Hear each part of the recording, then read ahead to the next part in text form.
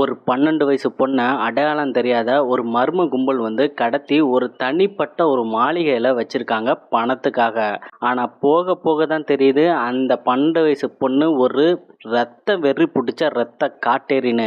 இப்ப அந்த மாளிகையை விட்டு அந்த கும்பலால தப்பிக்கவே முடியல. ஒரு டிராப் மாதிரி செட் ஆயிருச்சு. இப்ப அந்த ரத்த காட்டேரி கிட்ட இருந்து இவங்க எப்படி தப்பிக்கிறாங்க தாங்க இந்த படத்தோட ஸ்டோரி. படத்தோட பேரு அபிகள் 2024 ரிலீஸ் ஆயிருக்கு. இப்போ ஓடிடியில் ஸ்ட்ரீம் ஆயிட்டு இருக்கு.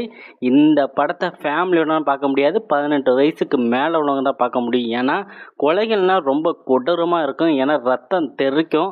அடல் கண்டனா கிடையாது. படம் தமிழ் டப்பில் தான் இருக்கு. ஆனால் தமிழ் டப்பிங்கை பொறுத்த வரைக்கும் ரொம்ப நல்லா பண்ணியிருக்காங்க. காமெடியாகவும் டைலாக் எழுதியிருக்காங்க. படம் ஸ்டார்டிங்லேருந்து எண்டு வரைக்கும் செம்ம விறுவிறுப்பாக போகும். போரே அடிக்காது. த்ரில்லிங்கான சீன்ஸ்னா ஏகப்பட்ட சீன்ஸ் இருக்கு.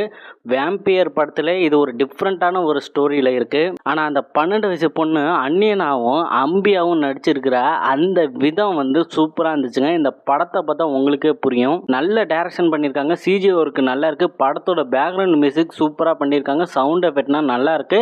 இந்த படம் இப்போ ஜியோ ஹாட்ஸ்டாரில் தமிழ் டப்பில் இப்போ ஸ்ட்ரீம் ஆகிட்டு இருக்கு. இந்த படம் இன்னும் நீங்கள் பார்க்கலன்னா போய் பாருங்க. வேம்பியர் படம்னா எனக்கு ரொம்ப பிடிக்கும்பா அப்படிங்கிறவங்களுக்கு இது ஒரு நல்ல படம் தாங்க.